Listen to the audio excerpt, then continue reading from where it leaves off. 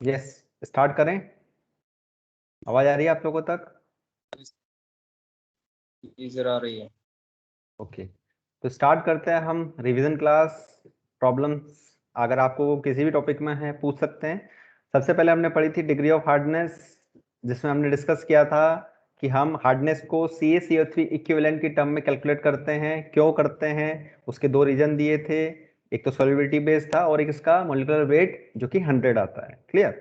फिर हमने बात की थी कि कैसे CaCO3 इक्विवेलेंट निकालते हैं। जो अमाउंट दी हुई है उसको मल्टीप्लाई करते हैं chemical equivalent into 2 oblique chemical equivalent of hardness producing substance into 2 से। तो ये जो इस साइड का जो पोर्शन है उसको हमने नाम दिया था मल्टीप्लीकेशन फैक्टर। तो we can say here if we multiply the multiplication factor with the amount of hardness producing substance, we will get the equivalence of CaCO3, and equivalence of CaCO3 is known as degree of hardness and we can say hardness. Okay, यहाँ पर हमने multiplication factor निकालना सीखा था। यहाँ पर हमने table बनाई थी मल्टीप्लिकेशन फैक्टर निकालने की, किस तरह से मल्टीप्लिकेशन फैक्टर निकालते हैं। ये सारी टेबल आपको अच्छे से आती होगी सभी को बनाना। ठीक है, इसके बाद में यूनिट ऑफ हार्डनेस डिस्कस किया था, जिसमें हमने सिंपल टर्म में 1 ppm 1 mg पर लीटर के बराबर होता है, 0.1 डिग्री फ्रेंच के बराबर होता है, 0.07 डिग्री क्लार्क के बराबर होता है, जो कि 0.02 मिली इक्विवेलेंट पर लीटर। एक यूनिट ऑफ हार्डनेस का रिलेशनशिप हमने यहाँ पर एक्सप्रेस किया था और आपको याद करने के लिए कहा था कि एक रिलेशन याद कर लेना, अगर न्यूमेरिकल में कहीं पर कन्वर्जन आया तो आपके लिए हेल्पफुल रहेगा। इसके बाद हमने न्यूमेरिकल डिस्कस किए थे। ठीक है, तो ये सिंपल सिंपल न्यूमेरिकल थे सारे के सारे जो हमने आपको दिए थे घर पर डिस्कस करने के लिए। उम्मीद करता हूँ सब आपने कर लिए थे। आज डिस्कशन क्लास में भी आप में से किसी ने नहीं पूछा तो इसका मतलब सबको आ गया है, और नहीं आया है और अभी तक नहीं किया तो आप कर लीजिएगा। ओके, आगे चलें। Yes yes sir. Okay, now comes to lecture 3। Lecture 3 में आपने कहा था कि सर ईडीटीए मेथड को एक बार फिर से बताएं। मैं आपको फिर से बता रहा हूँ, ईडीटीए मेथड थोड़ा फास्ट चलेंगे, लेकिन आप लोग पढ़ चुके हो तो रिमेम्बर करना है केवल, और डाउट है तो कहीं वहीं पर आप मुझसे पूछ लीजिएगा। मैंने आपसे कहा था ईडीटीए क्या होता है, उसकी स्ट्रक्चर हमने यहाँ पर डिस्कस की थी कि कैसे डाइसोडियम सॉल्ट जो होता है वो ईडीटीए का बेसिक सॉल्ट होता है। जो डाइसोडियम ईडीटीए होता है उसी का यूज किया जाता है, वही सोल्यूबल होता है वाटर के अंदर। किस तरह से उसकी स्ट्रक्चर बनती है, किस तरह से उसका टेट्राडेंटेड फॉर्म बनता है, किस तरह से उसका हेक्साडेंटेड फॉर्म बनता है, एरिक्रोम ब्लैक टी का स्ट्रक्चर कैसा होता है, उसका कलर वाइन रेड कब होता है और ब्लू कब होता है, वो हमने यहाँ पर डिस्कस किया था। इसके बाद में हमने बताया था कि जो एरिक्रोम ब्लैक टी है वो किसी पीएच रेंज पे काम करता है। उस पीएच रेंज को मेंटेन रखने के लिए, 9 से 10 पीएच रेंज को मेंटेन रखने के लिए हम वाटर के अंदर बफर सॉल्यूशन ऐड करते हैं, जो कि अमोनियम हाइड्रोक्साइड और अमोनियम क्लोराइड से बनता है। फिर हम आ गए थे प्रिंसिपल पर कि किस तरह से वर्क करता है, क्योंकि हमें पता है ईडीटी जो है 1:1 में कैल्शियम मैग्नीशियम के साथ कॉम्प्लेक्स बनाता है, और ईबीटी भी जो है 1:1 में कॉम्प्लेक्स बनाता है। तो जैसे ही हमने हमारे सॉल्यूशन के अंदर ईबीटी ऐड किया था और बफर सॉल्यूशन ऐड करके सॉल्यूशन का पीएच जो है 9 से 10 मेंटेन रखा, फिर हमने उसमें ईबीटी डाला। तो जब हमने सॉल्यूशन में जिसका हम डिटरमाइन कर रहे थे हार्डनेस, उसमें जब हमने ईबीटी ऐड किया तो ईबीटी जो वाटर सॉल्यूशन है उसमें कैल्शियम मैग्नीशियम जो प्रेजेंट हैं उनके साथ कॉम्प्लेक्स का फॉर्मेशन करता है और वाइन रेड कलर बनाता है। इसके साथ जब हमने इसको टाइट्रेट करना स्टार्ट किया था, क्या किसके साथ, ईडीटीए के साथ। तो जैसे ईडीटीए हम उस सॉल्यूशन में ऐड करते हैं तो ईडीटीए जो है वो भी कॉम्प्लेक्स बनाता है कैल्शियम मैग्नीशियम के साथ। तो पहले जो वाटर में फ्री कैल्शियम मैग्नीशियम थे उसके साथ उसने कॉम्प्लेक्स बनाया, और फ्री कैल्शियम मैग्नीशियम के साथ उसने कॉम्प्लेक्स बनाया वो की जो कि कैसा होता है, स्टेबल और कलरलेस। जब फ्री कैल्शियम मैग्नीशियम वाटर से खत्म हो गए सारे के सारे, तो फाइनली जब क्या होता है, जो ईबीटी के पास जो कैल्शियम मैग्नीशियम है वो ईडीटीए ले लेता है, उनके साथ कॉम्प्लेक्स बनाता है। जब वो सारे कैल्शियम मैग्नीशियम ईबीटी से ले लेगा तो ईबीटी अपनी जो दूसरी फॉर्म है उसमें चला जाएगा, और कलर आपके सॉल्यूशन का कौन सा आ जाएगा, ब्लू आ जाएगा। और उस कंडीशन पर जितने भी कैल्शियम मैग्नीशियम थे सॉल्यूशन में वो सारे के सारे किसके साथ कॉम्प्लेक्स बना चुके हैं, ईडीटीए के साथ कॉम्प्लेक्स बना चुके हैं। इसीलिए हम यहाँ कहते हैं कि अगर हमने ईडीटीए की कॉन्सेंट्रेशन पता कर ली EDTA का 1 ml सॉल्यूशन कितने CS कैल्शियम मैग्नीशियम लेके बैठा है, अगर हमें ये पता चल गया तो हम ये निकाल सकते हैं कि टोटल कैल्शियम मैग्नीशियम हमारे सॉल्यूशन में कितने थे, तो जो कि हमें कैलकुलेट करना है हार्डनेस के लिए। क्लियर? तो हम सबसे पहले स्टैंडर्डाइज करते हैं EDTA को, और EDTA को स्टैंडर्डाइज करने के लिए हम किसका यूज करते हैं, स्टैंडर्ड हार्ड वाटर का। और स्टैंडर्ड हार्ड वाटर कैसे बनाते हैं, यहाँ पर हमने सीखा था कि हम बेसिकली 1 ग्राम CaCO3 को मिनिमम अमाउंट ऑफ HCl में डिजोल्व करते हैं, उसको इवोपरेट करते हैं। इवोपरेट करने के बाद में जो भी सॉल्ट बनता है उसको 1 लीटर सॉल्यूशन के साथ मेकअप करके हम स्टैंडर्ड हार्ड वाटर बनाते हैं, जिसका कॉन्सेंट्रेशन कितना ppm होता है, 1000 ppm होता है, जिसके लिए हम कह सकते हैं कि वो 1 मिलीग्राम पर ml हार्डनेस रखता है। क्लियर? इसी तरह से अदर सॉल्यूशन कैसे बनाते हैं वो हमने डिस्कस किए थे, किस तरह से हम स्टैंडर्ड हार्ड वाटर के थ्रू सबसे पहले स्टैंडर्डाइजेशन करते हैं किसका, EDTA का। तो सबसे पहले EDTA के थ्रू, स्टैंडर्ड हार्ड वाटर के थ्रू EDTA का स्टैंडर्डाइजेशन किया हमने। सबसे पहले सॉल्यूशन लिया 50 ml, उसके अंदर बफर सॉल्यूशन मिलाया और उसमें EBT मिलाया। कलर कौन सा आ गया, blue colour, wine red colour आ गया। ओके, फिर उसमें हमने ऐड करना चालू किया EDTA। तो जब wine red colour blue colour में कन्वर्ट होता है, जिसको हम एंड पॉइंट कहते हैं, उस पॉइंट पर जो वॉल्यूम हमारा आता है EDTA का, उस वॉल्यूम को यहाँ V1 लिखा है। तो जब V1 आ जाएगा रीडिंग से, उसको नोट कर लेंगे और 1 ml ऑफ EDTA की वैल्यू निकाल लेंगे, जो कि निकल के आएगी 50/V1 milligram of CaCO3 equivalent. यहाँ पर सबसे इंपॉर्टेंट रोल है किसका, कि 1 ml standard hard water 1 mg CaCO3 के बराबर था, ऊपर हमने डिस्कस किया था। तो 50 ml हमने लिया है, तो कितने mg के बराबर होगा, 50 mg के बराबर होगा। तो इस तरह से 1 ml की वैल्यू आ जाएगी। फिर हम टोटल हार्डनेस को कैलकुलेट कर लेंगे, दूसरा वाटर लेंगे जिस अननोन वाटर का हमको हार्डनेस निकालना है, स्टैंडर्ड हार्ड वाटर की जगह लेंगे, उसको भी 50 ले लिया अपन ने। सेम उसी की तरह दूसरी बार उसकी रीडिंग ली EDTA के साथ, तो V2 रीडिंग आई। फिर उसको 1 ml के लिए कैलकुलेट किया, फिर उसको हमने 50 ml के लिए कैलकुलेट किया, 1 ml के लिए कैलकुलेट किया, फिर उसको हमने 1000 ml में उसको कन्वर्ट करके उसको ppm में कन्वर्ट कर लिया। 50 ml से 1 ml, 1 ml से 1000 ml। इस तरह से टोटल हार्डनेस निकल के आ गई। सेम उसी वाटर सॉल्यूशन को बॉयल करा, बॉयल करने के बाद में उसमें से टेम्परेरी हार्डनेस रिमूव हो गई, उसको वापस रिवाइज किया, जो वैल्यू आई वो V3 आई। V3 को लेते हुए 50 ml की निकाली, फिर 1 ml EDTA के लिए, फिर 1000 ml के लिए। तो यहाँ पर हमारी आ गई परमानेंट हार्डनेस।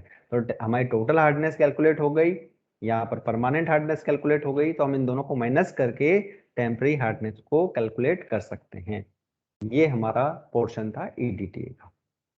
इसके न्यूमेरिकल हमने किए, आप लोग करना, इसको लिखो, कैसे आ रही है एक एक स्टेप को समझो। स्टेप में कोई दिक्कत है आप मुझसे बात कर सकते हैं। नेक्स्ट लेक्चर में हमने पढ़ा था लाइम सोडा प्रोसेस के बारे में। लाइम सोडा प्रोसेस में किस तरह से हम लाइम का यूज करते हुए और सोडा का यूज करते हुए हार्डनेस को डिटरमाइन कर सकते हैं, हार्डनेस को रिमूव कर सकते हैं। डिटरमाइन करने के लिए मैंने आपको लाइम फैमिली और सोडा फैमिली याद करवाई थी, सबको याद होगी, कर ली होगी सबने याद, सबने याद कर ली होगी, यस और नो? ओके। तो मतलब अगर आपने याद कर ली, इसका मतलब आपको ये पता है कि अगर कोई, जैसे आज एक क्वेश्चन जितेश ने पूछा था, वैसे ही आप लोगों को क्वेश्चंस बुक्स में अवेलेबल हैं, और जो क्वेश्चन मैंने दिए हैं वो सफिशिएंट हैं। उसका यूज करते हुए आप सबसे पहले डिटरमाइन कर सकते हैं कि कौन सा सॉल्ट रेस्पॉन्सिबल है, कौन सा सॉल्ट रेस्पॉन्सिबल नहीं है, फर्स्ट नंबर। जब ये डिटरमाइन कर लेंगे तो सेकंड नंबर पे आप डिटरमाइन करेंगे कि कौन से सॉल्ट के लिए लाइम चाहिए, कौन से सॉल्ट के लिए सोडा चाहिए, और कौन से सॉल्ट के लिए लाइम सोडा दोनों की रिक्वायरमेंट है। इसकी टेबल बनाने के बाद में हम जो फर्स्ट टेबल जो बनाते आए हैं, सबसे पहले CaCO3 इक्विवेलेंट कैलकुलेट करेंगे सबका। उसके लिए मल्टीप्लिकेशन फैक्टर निकालना होगा, मल्टीप्लिकेशन फैक्टर निकाल के CaCO3 इक्विवेलेंट कैलकुलेट करेंगे, और फिर लाइम सोडा का जो ये फॉर्मूला है, इस फॉर्मूले का यूज करते हुए हम लाइम की रिक्वायरमेंट को निकाल लेंगे, और इसका यूज करते हुए हम सोडा की रिक्वायरमेंट को निकाल लेंगे। इसमें से कुछ भी रटने की जरूरत नहीं है, सारा का सारा आपको याद है। लाइम और सोडा जो जो क्वेश्चन में दिया वही आपको यहाँ पर ऐड करते चलना है। उसके बाद परसेंटेज प्योरिटी, 100 परसेंटेज प्योरिटी से आप मल्टीप्लाई कर देंगे। अगर प्योरिटी नहीं दी हुई है तो 100 मान लेंगे। और अगर दी भी है तो यहाँ पर यूज करेंगे। मल्टीप्लाई बाय वॉल्यूम जो कि लीटर में होगा, क्वेश्चन में दिया होगा। प्रोसेस हमने डिस्कस किया था, हॉट लाइम सोडा और cold lime soda process. Sir उसमें किसी, हाँ जी, जो लाइम सोडा प्रोसेस का 1.3 वाले एग्जांपल को बताना सर। इसी उसमें में जो प्योर, हाँ सर, सर उसमें जो प्योरिटी है का 10%, एक 10% सेकंड, एक्सेस के साथ। एक सेकंड, शायद इस स्लाइड में नहीं है, नेक्स्ट वाली स्लाइड में आएंगे न्यूमेरिकल, नेक्स्ट स्लाइड में आएंगे बेटा, अभी करते हैं डिस्कस उसको। एक सेकंड, इसमें होना चाहिए सोडा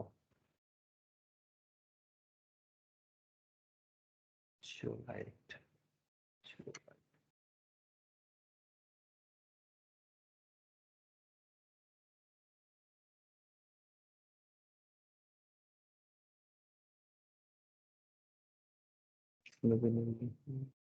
ओके, वो मैं देख लेंगे, आप अपना क्वेश्चन पूछिए। सर उसमें जो प्योरिटी है वो 10% एक्सेस के साथ दी हुई है, तो सर उसमें 110/100 का मल्टीप्लाई क्यों किया है सर? हाँ बेटा, 10% एक्सेस के साथ प्योरिटी दी हुई है। क्या क्वेश्चन, क्या है क्वेश्चन, रीड करें। रुको सर,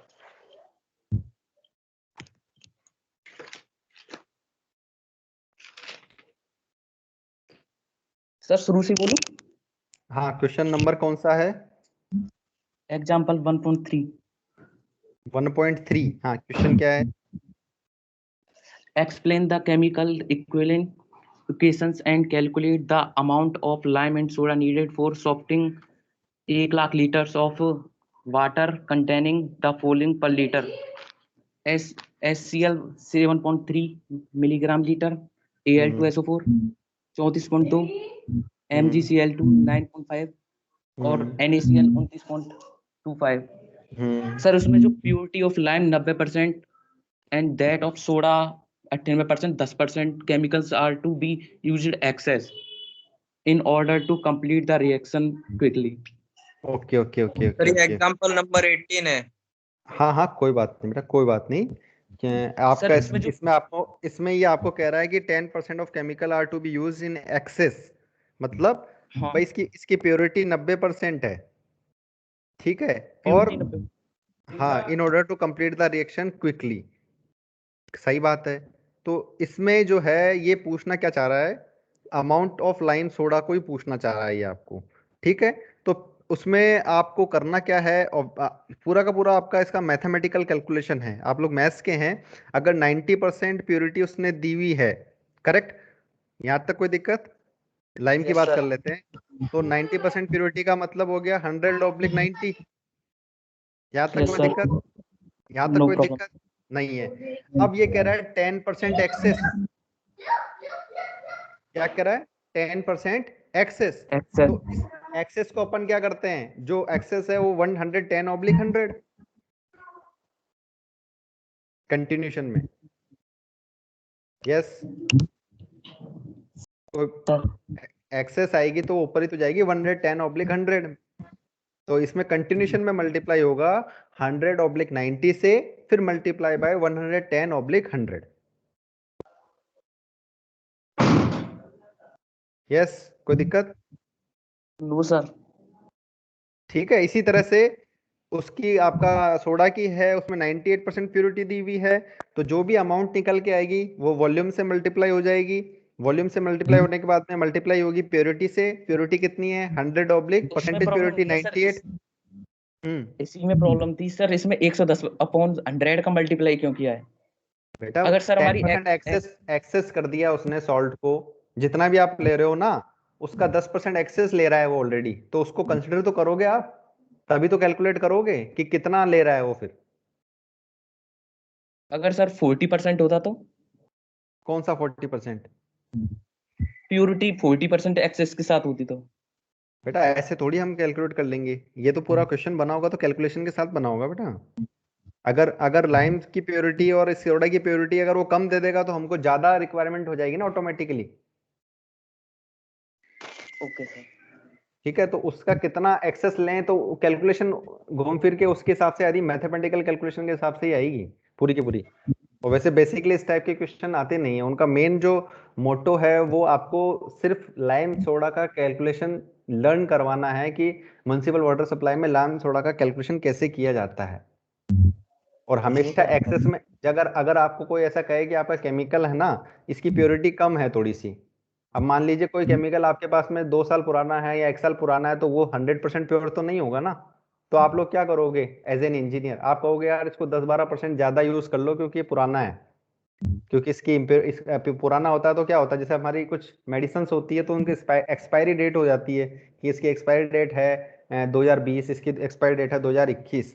इसका मतलब क्या समझते हैं हम, इसका मतलब ये कि उसकी प्योरिटी कम हो गई है। या तो वो डिकम्पोज हो सकता है कंपाउंड, या फिर वो हाइग्रोस्कोपिक नेचर का है तो उसकी प्योरिटी कम हो गई है। ना कि वो कुछ हो सकता है, कुछ गोलियां कुछ दवाइयां केमिकल कंपोजिशन से खराब भी हो जाती है, लेकिन मेनली उनका रीजन ये होता है कि उसकी इफेक्टिवनेस कम हो गई है अब दवाई की। क्लियर। तो ये लाइम और सोडा क्या है, इसकी इफेक्टिवनेस कम हो गई है। तो इफेक्टिवनेस कम हो गई तो हम उसको कुछ परसेंट ज्यादा ऐड करेंगे। समझ रहे हैं बात को। तो अगर हम परसेंटेज प्योरिटी निकाल लिए और उसमें एक्सेस दिया हुआ, तो सेम कैलकुलेशन जो बताइए आपको उसका यूज करते हुए आपको सॉल्व करना है इसको। आ गया सर, इसी में प्रॉब्लम आ रही थी सर। हाँ नहीं, ये क्वेश्चन है भी प्रॉब्लम वाला, ऐसे आते नहीं, आरटीयू में बहुत कम आते हैं बेटा। Thank you sir. यस, कई बार मोलरिटी के क्वेश्चन आ जाते हैं, तो ऐसी कोई दिक्कत नहीं है। अगर आपका केमिस्ट्री इसमें थोड़ा सा वीक है, हम उसको डिस्कस कर सकते हैं। यस बच्चों, आगे बात करें। Yes sir. ओके।